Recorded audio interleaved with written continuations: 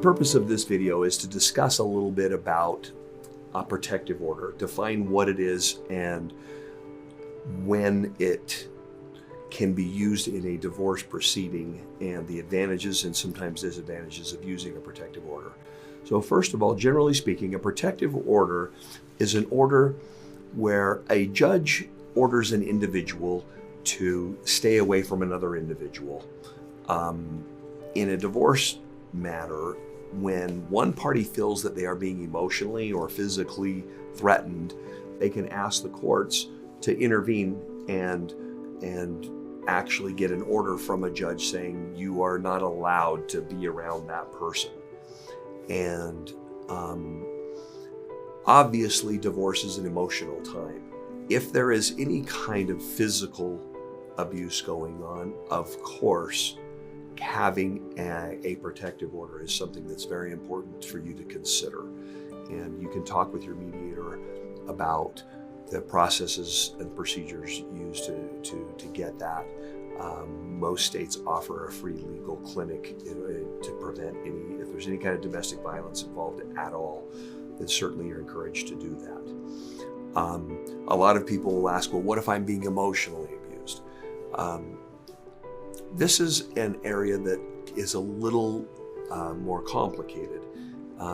Certainly, none of us here are an advocate of anybody being exposed to any kind of emotional abuse.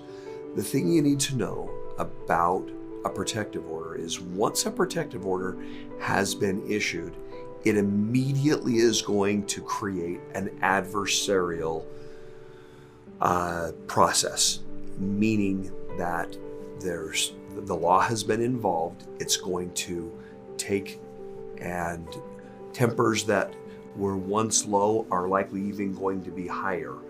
And if there are children involved, if you get a protective order prematurely, if you get a protective order and you didn't really need one, the amount of damage that that's going to cause to an already damaged relationship can sometimes be irreparable.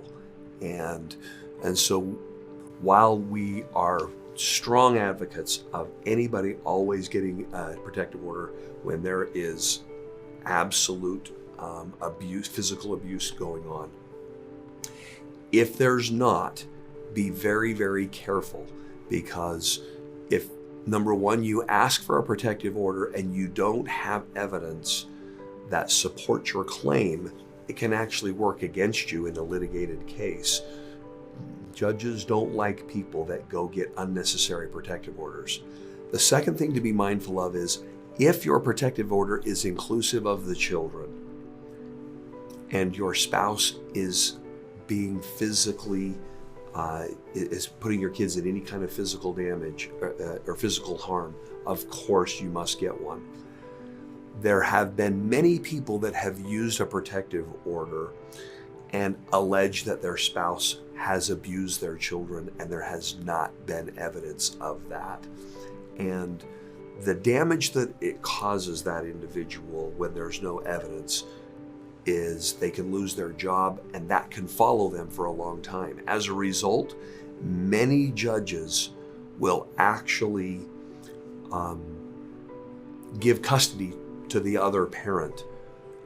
They will, because it's if a protective order is being asked for and there was not enough evidence to support that, it can actually work against you. So just be very, very careful when you get a protective order. If there is absolute abuse, absolutely abuse, make sure that you get one.